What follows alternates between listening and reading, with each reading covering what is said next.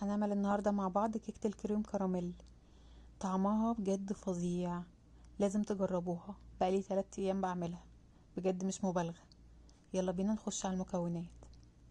كل حاجة هتبقى في الخلاط: كوباية من الحليب، عليها 3/4 كوباية زيت، وعليها نص كوباية سكر، ومعلقة كبيرة كمان، وباكت كريم كراميل. ونضرب الخليط ده كويس جدا لحد ما السكر يدوب. لو عندك لبن بودرة حطي 2 لبن بودرة، لو مفيش عادي مفيش مشكلة. هناخد كوباية من الخليط ده وهنعينها على جنب في التلاجة.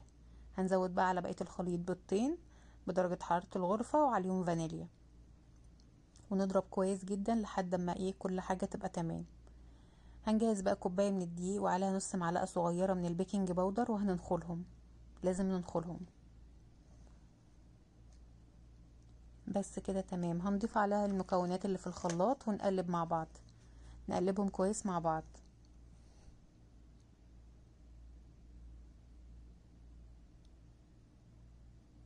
بجد لو جربتي الكيكة دي هتعمليها فعلا كل يوم. كده هنا الخليط بقى جاهز معايا.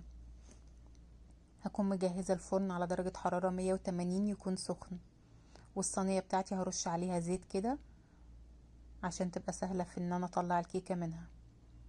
هنزل بقى الخليط كله فيها وهبدها هبدتين كده علشان اطلع منها الهواء.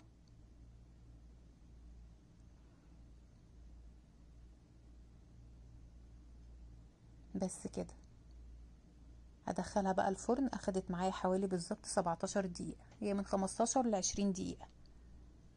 هنا بعد ما طلعت، لو ما كانتش اخدت لون في الوش تقدري تزودي تفتحي الشواية شوية عليها، وطبعا تختبريها بالخل الخشب عشان تتأكدي انها استوت تمام. هقلبها بقى على الجنب التاني. هقلبها بقى كده في الصينية وهسلك الأرضية بتاعتها بالسكينة. وعايزة اقولك ان بقية الفيديو ده ما تصورش، لقيته ما تصورش. لو عملت الكيكة تاني هتشوفيها تاني دلوقتي.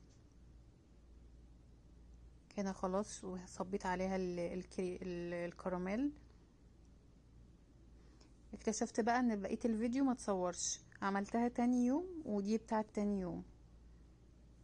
وبرضو كنت ناسية احط الكريم كراميل هنا، بعد ما قطعتها افتكرته الحمد لله. طبعا كيس الكراميل اللي بيجي مع الكريم كراميل في العلبة ده، الاسمر ده، ايوه ده. بس تعملي بيها شكل كده بقى وتقطعيها بقى وتقدميها، وبس خلاص.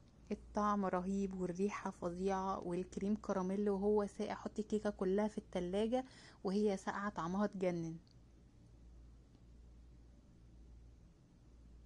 لو عجبك الفيديو ما تنسيش تشتركي في قناتي وتقولي لي رأيك في الوصفة عشان يوصلك كل جديد. بس خلاص.